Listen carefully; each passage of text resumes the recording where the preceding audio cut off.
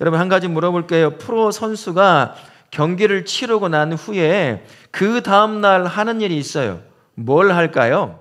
회복 운동을 한다고 합니다. 격렬하게 경기를 1시간, 2시간 하고 나면 영혼까지도 다 털릴 정도로 그렇게 온 힘을 다 쓰기 때문에 그 다음날 회복 운동을 한대요. 근데 상식적으로 한번 생각해 보십시오. 저도 그렇고 우리 성도님도 그렇고 오늘 열심히 무언가 막 몸이 지칠 정도로 했으면 그 다음날 해야 될 일이 뭘까요? 자는 거죠. 쉬는 거예요. 늦게 일어나서 밥도 아점을 먹던 점심 저녁 사이를 먹던 그렇게 몸에 심신을 쉬게 하는 것이 상식적인 선에서 행할 수 있는 거죠. 하지만 전문 프로 선수들은 열심히 오늘 경기를 했어도 그 다음날 정해진 시간에 일어나서 정해진 운동을 해야 합니다. 그게 바로 회복 운동이라고 합니다. 회복 운동이 어떤 거냐면 격렬한 운동을 통해서 근육이 찢어지기도 하고 보이지 않지만 미세하게 찢어지기도 하고 피로가 쌓이기도 하고 젖산이 쌓이기도 하고 다양한 부분에 있어서 몸에 무리를 했기 때문에 문제가 있는 겁니다. 보이질 않는 거죠. 어느 부분은 근육이 굳어지기도 하고 그런 부분이 있습니다. 그것을 가벼운 운동을 통해서 풀어주는 거예요. 쉬면 좋은데 뭐하러 푹 쉬고 그 다음날 한 이틀쯤 쉬면 회복될 텐데 그렇진 않다고 해요. 그렇게 회복 운동을 통해서 몸도 풀어주고 긴장을 했다가 풀어졌기 때문에 이 마음도 이제 안정화시키기 위해서 가벼운 회복 운동을 통해서 풀어준다는 거죠. 그러면 왜 가벼운 운동을 할까요? 단순히 몸에 무리가 가지 않도록 하기 위함일까요? 아닙니다. 프로 선수들은 경기 하나하나가 결국 자기의 커리어가 될 뿐만 아니라 돈이 되는 거예요. 그러다 보니 오늘 회복 운동을 통해서 며칠 후에 있게 될 경기를 또 준비하는 겁니다. 이렇게 회복 운동을 하지 않고 몸을 풀지 않으면 그 막상 경기에 들어갔을 때 어제같이 그 퍼포먼스가 안 나오는 거예요. 이미 몸이 조금씩 피로가 쌓여가지고 어제처럼 움직이지 않는 몸이 되기 시작하는 겁니다. 더 크게는 부상을 당할 가능성이 높은 거죠. 여기저기 미세하게 문제가 생겼는데 회복 운동을 통해서 풀어주고 또 마사지라든지 다양한 것들을 통해서 회복을 해야 될 텐데 그걸 안 갖고 바로 경기에 뛰어드니까 그게 쌓여서 파열되거나 찢어지거나 이런 일이 발생한다는 겁니다. 프로 선수에게 몸은 어떤 거예요? 곧 재산이에요. 한번 무너지면 그 다음에 회복해서 잘 뛰면 좋을 텐데 그게 아닙니다. 경기 감각을 잃어버리는 거죠. 그런 일이 발생하지 않게 하기 위해서 그 다음날 회복 운동을 시작하는 거예요. 그래서 머리부터 발끝까지 가벼운 운동을 통해서 몸을 풀어주기 시작하는 겁니다. 상담사를 통해서 마음에 이 긴장했던 것도 풀기도 하고요. 그렇게 해서 그 다음 경기를 제대로 뛸 수 있도록 준비시키는 시간이 바로 회복 운동 시간이라고 할 수 있습니다. 성도에게도 이 회복 운동 시간이 필요해요. 그래야 다시 내가 치열한 영적 전투가 일어나는 삶의 현장에서 성도가 성도답게 살 수 있기 때문인 거죠. 이 영적 회복 운동 시간이 어느 때일까요? 지금 이 시간이에요. 하나님을 예배하는 바로 이 시간이 영적 회복 운동의 시간입니다. 지난 한 주간 여러분 다 가면 쓰고 살다 오셨잖아요. 나름의 가면을 쓰고 살려고, 성공하려고, 실패보지 않으려고 애를 쓰며 가면을 쓰고 오죠. 그러다 보면 내 안에 성도됨이 파괴된 걸 못 봐요. 그런데 예배 현장에 왔을 때 우리 하나님께서 내가 쓰고 있는 가면을 어떻게 하실까요? 한꺼풀 한꺼풀 벗겨내는 겁니다. 그러면서 나의 영적 생얼을 발견하게 하지요. 우리의 영적 생얼이 뭔가요? 구원의 은혜를 흠뻑 젖어서 하나님의 자녀됨의 권세를 가지고 살아가는 삶, 그 존재가 바로 우리의 영적 생얼이에요. 그런데 가면 쓰고 살다 보면 내 안에 은혜도 떨어져 있죠. 자녀됨의 권세는 어디 갔는지 세상 문제 앞에, 삶의 문제 앞에 이리 눌리고 저리 눌리고 치여서 겨우 가면 쓰고 그 가면의 모습으로만 살아온 거죠. 근데 예배 현장에 딱 오는 거예요. 망가진 걸 나는 못 봐요. 하지만 우리 하나님께서 예배의 전 과정을 통해서 가면을 한꺼풀씩 벗겨내는 겁니다. 그러면서 망가진 나, 텅텅 비어 있는 은혜, 그 은혜가 비어 있음을 발견하게 하는 거죠. 하나님의 권세, 자녀됨의 권세도 잊어버린 채 세상에 눌려 살던 나의 삶을 발견하게 하는 거예요. 그래서 회복시키십니다. 은혜가 넘치게 하시고 또 그 안에 잃어버렸던 자녀됨의 권세를 회복시키셔서 다시 치열한 영적 전투가 일어나는 삶의 현장에서 성도가 성도답게 살도록 준비시켜주는 시간, 그 시간이 바로 예배의 시간이에요. 근데 여기서 한 가지 여러분 오해하시면 안 됩니다. 예배의 주인공은 누구시죠? 우리 하나님이셔요. 우리 하나님은 예배를 받으시면서 예배하는 저와 우리를 회복시키시고 준비시키시는 겁니다. 은혜 가운데. 그래서 다시 삶의 현장에서 성도가 성도답게 살게 만들어 주는 거죠. 그래서 예배의 시간이라는 것이 얼마나 중요한지 모릅니다. 예배의 시간에 여러분 몸이 와 있어야 하는 것이에요. 여러분의 인격이 예배할 수 있어야 하는 것입니다. 여러분의 삶을 모아서 그 삶을 통해 하나님을 예배할 수 있어야 하는 거죠. 그게 하나님 앞에 나를 회복시키고 준비시키시는 그분께 나를 온전히 내어 맡기는 겁니다. 예배 가운데 하나님께 영광을 올려드리며 나를 온전히 예배 제물로 내어 맡길 때 우리 하나님이 나에게 역사하시는 거예요. 가면을 벗겨내시고요, 망가진 부분들, 찢어진 부분들을 하나씩 하나씩 예배의 모든 과정을 통해서 회복시키십니다. 회복만 시키십니까? 결국엔 다시 삶의 현장으로 나아가야 되니까 그 삶을 살 수 있도록 다시 구원의 은혜가 넘치게 하시고 하나님의 권세를 다시 회복시켜 주시는 거예요. 그게 바로 예배의 시간입니다. 그래서 여러분 예배에 몸이 와야 하고 인격을 드리고 여러분의 삶을 드릴 수 있어야 한다는 거죠. 그래서 예배라고 하는 것은 가면을 벗겨내는 시간일 뿐만 아니라 나로 하여금 성도가 성도답게 살게 만들어주는 시간, 그 시간이 바로 예배의 시간입니다. 우리 하나님께서 예배의 모든 시간들을 통해서 내가 쓰고 벗고 싶지 않은 가면을 벗겨내셔요. 어떻게 벗겨내실까요? 예배 가운데 감동을 주셔서 벗겨내십니다. 예배 가운데 기도하게 함으로 벗겨내시죠.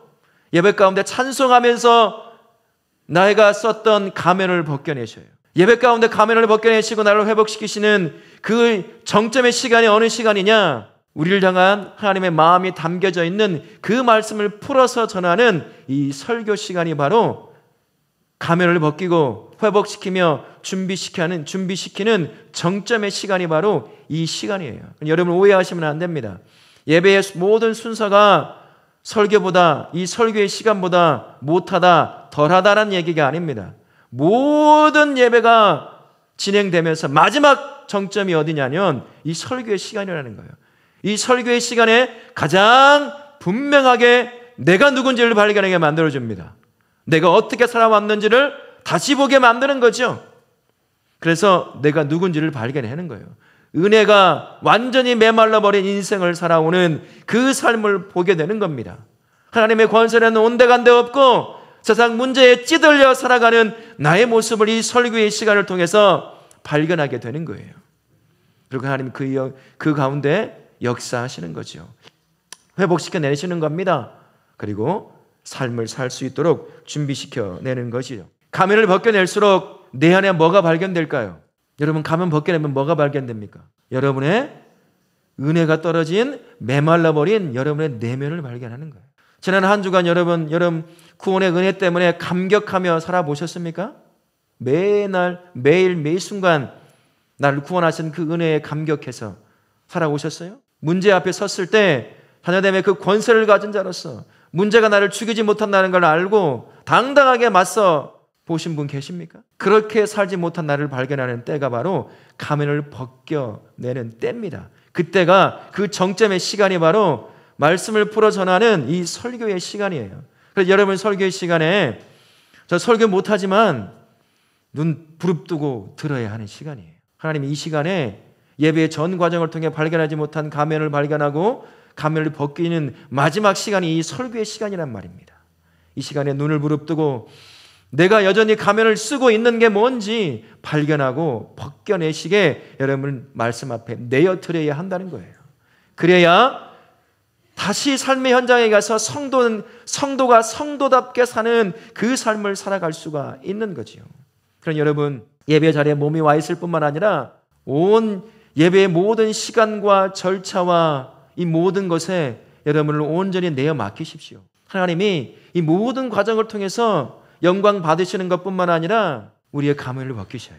이 분위기, 함께 예배하는 성도들, 찬송하는 시간, 어느 것이 중요하고 어느 것이 덜 중요하고 그런 거 없습니다. 모든 시간을 통해서 영광 받으실 뿐만 아니라 모든 시간을 통해서, 모든 절차를 통해서, 이 환경을 통해서 옆에 함께 예배하는 사람들을 통해서 나의 가면을 벗기시고 회복시키시는 시간, 그 정점이 바로 설교의 시간이라는 것을 기억하시고 어느 것 하나 놓치지 않기 바랍니다.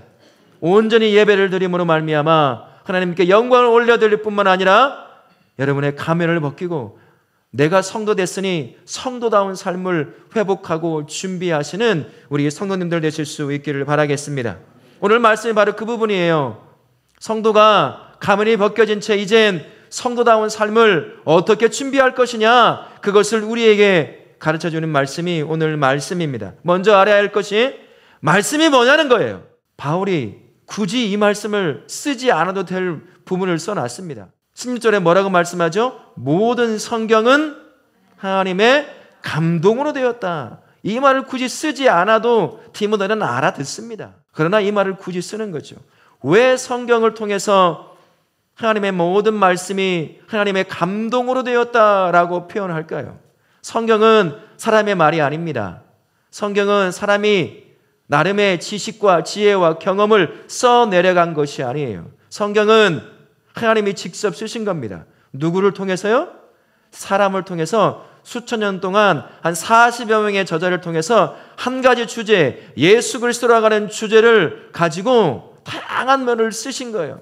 한 명의 저자의 삶을 다 말씀 안에 녹아내게 했습니다. 보이지 않는 하나님의 말씀을 보이는 인간이 어떻게 알아들을 수 있을까요? 어떻게 이해할 수 있겠습니까? 그것을 내 것으로 받아들일 수 있을까요? 그래서 사람을 선택해 그 사람의 언어와 문화와 사회와 그의 경험과 감정과 생각과 그가 살아왔던 삶의 모든 경험들을 다 동원해서 하나님이 자신의 마음을 담아 저와 우리에게 주신 거예요. 그래서 말씀은 그 근원이 어디라는 얘기죠? 하나님이라는 얘기입니다. 이게 의미하는 게 뭘까요? 왜 말씀이 우리를 준비시키고 우리를 회복시킬 능력이 있느냐? 여기에 달려있는 겁니다. 저는 여러분 회복 못 시켜요. 제 말은 여러분들을 변화시키지 못합니다. 저는 능력 없습니다. 저는 제가 하고도 제 말들을 쫓아 변화되는 삶을 살 수 있는 능력이 없어요. 그런데 말씀은 하나님 사람을 변화시키시고 구원의 능력이 되시고 사람을 준비시킬 수 있는 그 능력을 가지고 충분한 능력을 가지고 계신 그분에게서 나온 말씀이기에 우리가 이 말씀을 통해 회복의 역사를 경험할 수 있고 변화의 역사를 경험하며 준비의 역사를 경험할 수 있는 거예요. 왜요? 이 말씀이 하나님이 주신 말씀이기 때문입니다. 그래서 바울이 이 말씀을 적어 놓은 거예요. 내 말이 아니다는 겁니다. 내가 알고 있는 지식을 적어 놓은 게 아니라는 얘기예요.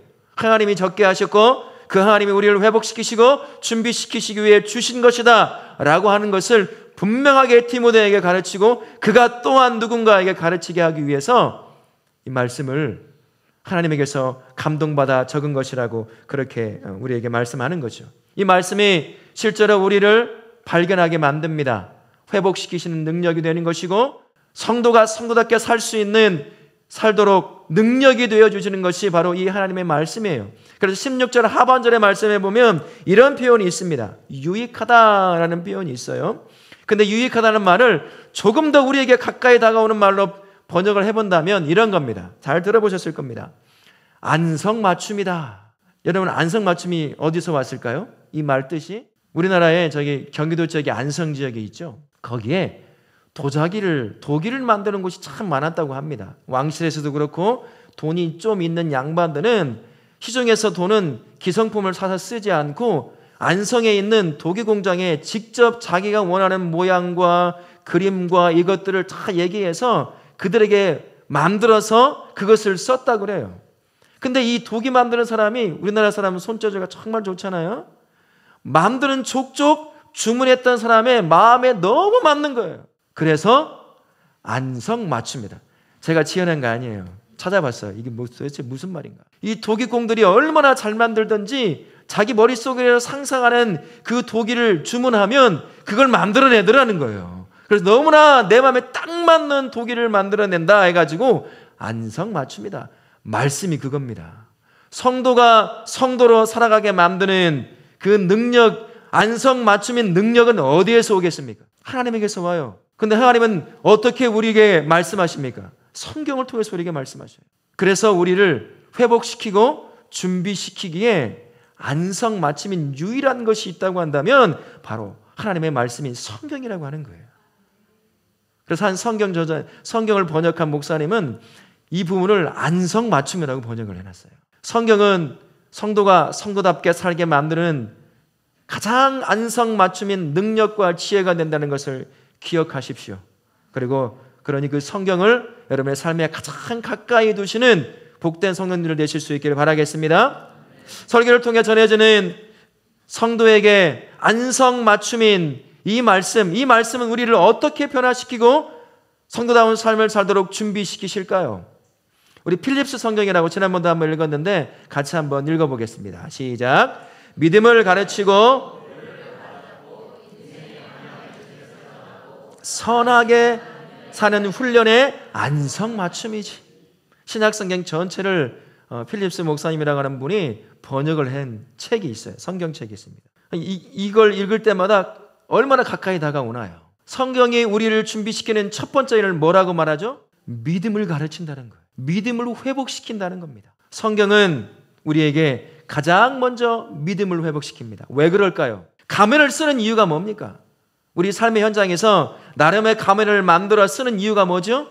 그곳에서 성공하려고, 내가 살아가는 삶의 자리에서 실패 보지 않으려고 그러는 거 아닙니까? 남들에게 어려움 당하지 않으려고, 주저앉지 않으려고 쓰는 거예요. 그래서 이 땅의 것들을 얻어가는 거죠. 소유하는 건 아니겠습니까? 가면을 딱 쓰면 가면을 쓴 것만 보여요. 이 땅에 우리가 쓰고 있는 가면은 어디와 직접적으로 관계가 되어 있습니까?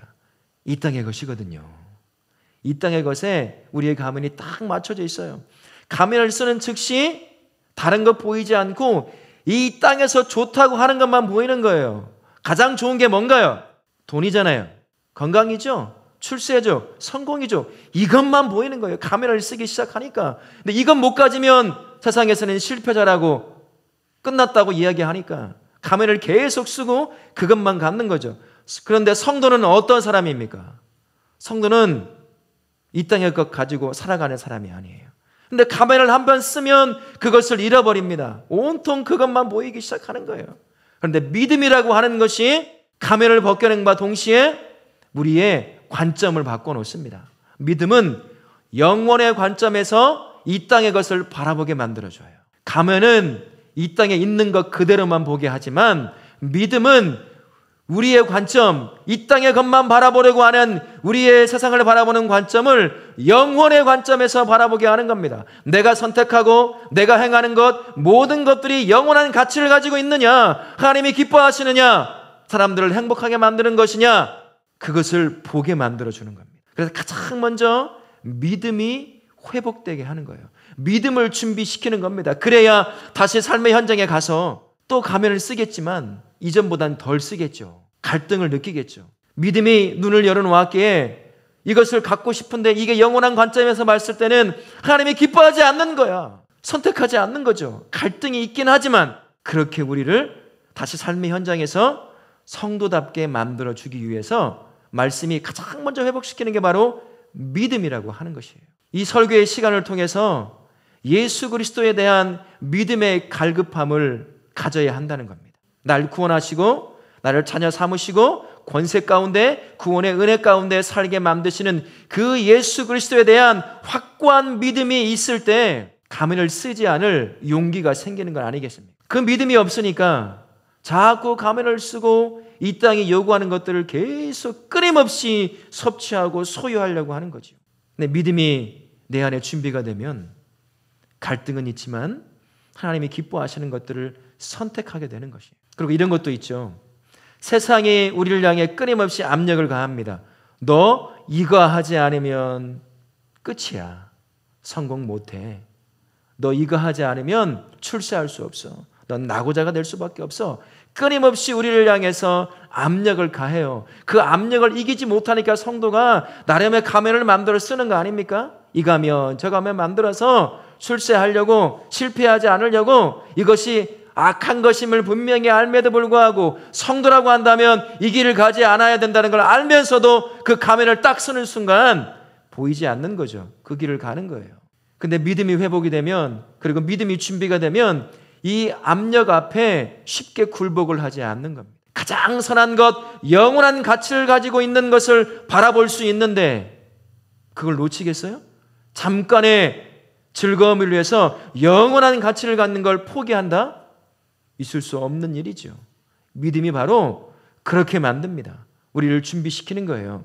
믿음이 영혼의 관점을 회복시킴으로 말미암아 끊임없이 오는 압력에 짓눌리지 않고 선한 것, 하나님이 기뻐하는 것, 그것을 선택하여 살게 만들어주는 능력이 되는 것이죠.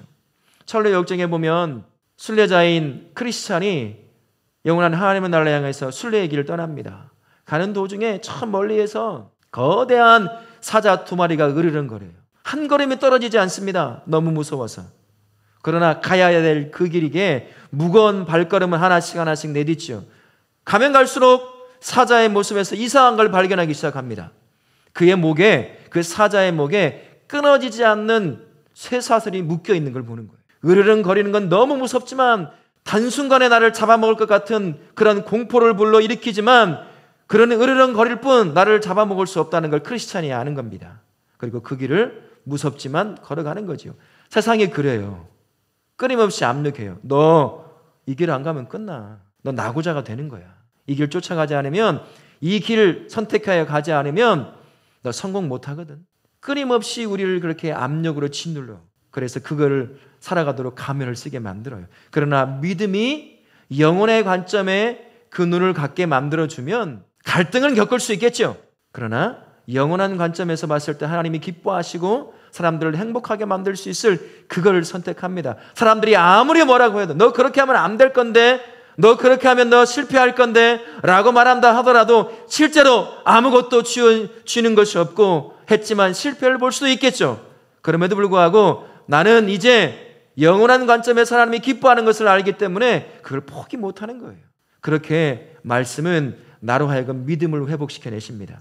예수 그리스도에 대한 흔들렸던 믿음을 다시 회복시키시고 다시 살 믿음을 준비시켜주는 거죠. 그런 여러분, 말씀을 가까이 하십시오. 그 말씀을 통해서 우리의 믿음을 회복시키십니다. 깨닫게 하십니다.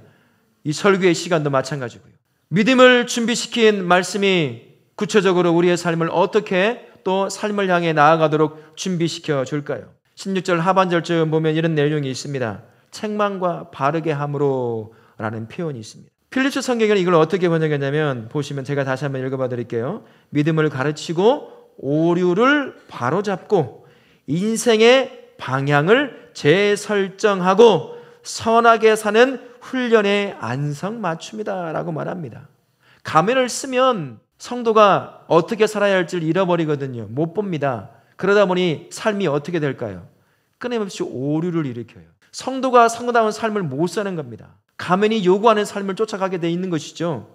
돈을 쫓아갑니다. 성공을 쫓아가는 거죠. 가면을 쓰니까 말이죠. 그래서 계속 삶의 오류가 일어나는 거예요. 삶의 오류가 일어나다 보니 삶의 방향이 어디를 향할까요? 성도의 삶의 궁극적인 방향은 어디입니까? 영원한 하나님의 나라예요. 우리는 거기에 초점을 맞추고 때로는 이리 흔들리고 저리 흔들리지만 다시 바로잡고 그 영원한 하나님의 나라를 향해서 걸어가는 게 성도의 삶이거든요. 근데 삶에서 가면을 쓰고 계속 오류된 삶을 살다 보면 이 삶의 방향도 틀어져 버려요. 어디를 향해 틀어질까요? 세상을 향해 틀어져요. 그래서 성도가 이 땅의 것만 쫓아 살아가는 거예요. 돈. 내 돈이 필요하죠. 무가차다는 얘기가 아닙니다. 그런데 우리는 그것이 영원한 가치를 갖고 있지 못하는 걸 안다는 거죠. 영원한 가치를 갖는 하늘나라를 바라보며 살도록 부름받은 게 성도라는 삶입니다. 그런데 가면을 자꾸 쓰다 보니까 이걸 못 보는 거예요. 그러니 삶의 방향이 완전히 틀어지는 거죠. 이 땅, 예수 믿는데도 이 땅의 것만 가지고 살려고 하는, 밖에 나가니까 똑같은 거예요. 안 믿는 사람과 예수 없는 사람과 언어, 행동, 삶을 결정하는 것, 삶의 모든 방향이 예수 없는 사람과 똑같아요. 오류가 계속 일어나고 삶의 방향이 틀어지니까 말입니다. 그러니 하나님이 기뻐하시는 그 선한 삶을 살아갈 수 있겠어요? 못 살아간다는 겁니다. 그런데 이 삶을 발견하게 하고 가면을 벗겨내고 회복시키며 다시 성도가 성도다운 삶을 살도록 회복시켜내는 것, 그게 바로 예배의 정점이라고 할 수 있을 설교의 시간이요, 설교의 시간을 통해 전해지는 하나님의 말씀을 듣는 이 시간이라고 할 수가 있는 겁니다. 이 시간에 여러분의 귀를 열고 마음을 열고 나를 향하여 말씀하시는 우리 하나님의 음성을 들을 수 있어야 한다는 거예요. 지난 한 주간 너 이렇게 살아왔지라고 하는 그 소리가 내 소리에 들려와야 합니다. 설교를 들으며 이건 김 집사가 들어야 되고 저건 박 집사가 들어야 된다라는 말이 듣는다면 여러분 지금 못 듣고 있는 거예요. 회복도 준비도 못하고 있는 거죠. 또 이런 분도 계시죠. 나 들으라고 한다. 나 치는 소리네. 준비가 안 된 거예요. 설교를 하다 보면 딱 맞아떨어지는 게 있을 수 있지 않겠습니까? 어떻게 다 맞춰요. 한 60명 되는데 60가지 주제를 어떻게 내가 맞추겠습니까? 그렇게 들면 내가 마음의 준비가 안 되는 거예요. 그 시간을 통해서 나를 발견하는 거거든요. 이 시간을 통해서 망가진 오류가 발생한 인생, 삶의 방향이 틀어져 버린 나의 삶을 발견하는 거예요. 그리고 때로는 책망의 말씀을 통해서 그 오류가 일어나고 방향이 틀어진 삶을 다시 옳은 방향으로 틀어내는 그 하나님의 음성을 들어야 되는 거죠. 그리고 그 인도하심에 순종의 결단이 일어나야 되는 것입니다. 그 시간이 바로 하나님의 말씀을 전하는 이 설교의 시간이죠. 때로는 여러분들의 삶의 자리에서 말씀을 묵상하는 시간도 바로 그 시간이 될 수가 있는 겁니다. 그래야 내가 세워진 삶의 자리에서 하나님께서 원하시는 선한 삶을 선택하여 살 수가 있어요. 하나님이 원하시는 선한 삶이 뭐겠습니까? 하나님이 기뻐하시는 거예요. 내가 선택하는 것, 우리 하나님이 기뻐하시는 것입니다. 그리고 그 선택한 것에 대해서 나 때문에 함께하는 사람들이 진정한 행복을 누리게 만드는 것, 그게 하나님이 원하시는 선한 삶이라고 할 수가 있습니다. 그 삶이 바로 말씀이 전해지는 이 시간을 통해 나를 발견하고 회복되고 준비하는 이 시간이라고 하는 것이에요.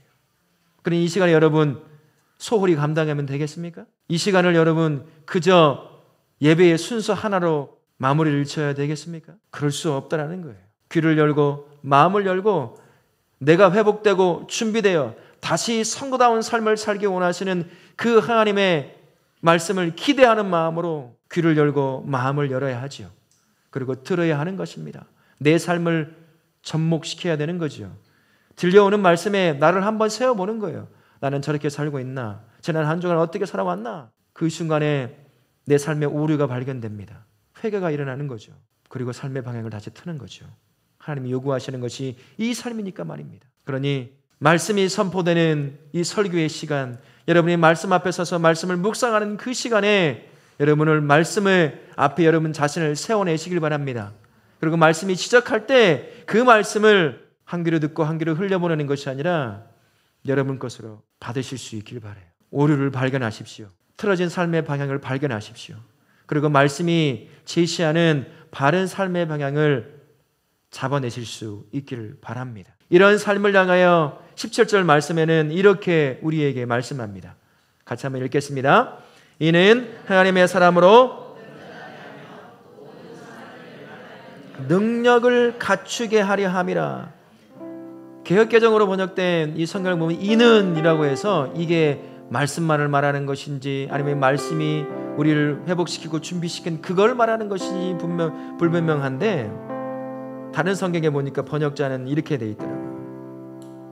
하나님의 사람을 모든 면에서 부족함이 없게 하고 모든 영역에 적임자가 되게 한다. 이 말은 오해하시면 안 됩니다. 말씀이 나로 하여금 실수하지 않는 인생, 완벽하게 성도다운 삶을 살게 만드는, 그렇게 나를 인도해 간다는 말이 아니에요. 말씀이 나로 하여금 내가 어떻게 살아야 할지, 삶의 방향이 어딘지, 인생의 목적이 무엇인지, 누구를 바라보고 살아야 될지 그것을 준비시켜줬다는 말입니다. 우리는 주어져 있어요. 나는 불완전하지만 완벽한 말씀이 우리에게 주어져 있습니다. 그것을 쫓아 살면 된다는 이야기를 하고 계시는 거예요. 그것이 제시하는 삶의 길을 향해 순종함으로 나아가는 거죠. 말씀이 제시하는 그 삶이 나의 삶으로 믿고 그 삶을 내 것으로 품는 것입니다. 그러면 그 말씀이 인도해 갈 때 그 말씀이 나를 통해 이루고자 하시는 하나님의 선하심을 이루어내는 거예요. 그래서 성도로 하여금 이 땅에서 하나님이 기뻐하시는 삶을 살아낼 적임자가 되게 만든다는 겁니다. 말씀이요, 내가 능력이 있고 지혜가 있어서가 아니라 말씀이 깨닫게 하시고 그것을 쫓아갈 때 하나님을 보여주는 적임자로 그 말씀이 나를 만들어낸다는 얘기예요. 성도는 말씀의 사람이라고 말씀을 드렸습니다. 성도는 말씀을 따라서는 절대 존재할 수 없어요. 그래서 말씀이 곧 성도를 존재케 한다는 것을 기억하시고, 이 설교의 시간을 통해서 하나님이 나를 준비시키시는 그 삶을 발견하실 뿐만 아니라 주어진 삶의 현장에서 매일같이 읽고 묵상하는 그 말씀을 통해서도 하나님이 나를 준비시켜 살게 만들길 원하시는 그 하나님의 선을 이루는 그 삶을 발견하시고, 그렇게 하나님께서 기뻐하시는 그런 성도로 세워질 수 있기를 바랍니다. 예배의 이 시간을 소중히 여기실 뿐만 아니라 삶의 그 자리에서 말씀이 선포되는 그곳에서 그 말씀이 인도하는 그 삶을 통해 이 한 주간도 여러분이 살아야 될 그 성도다운 삶, 하나님이 기뻐하시는 성도다운 삶을 사시는 복된 성도님 되시기를 예수님의 이름으로 축원합니다.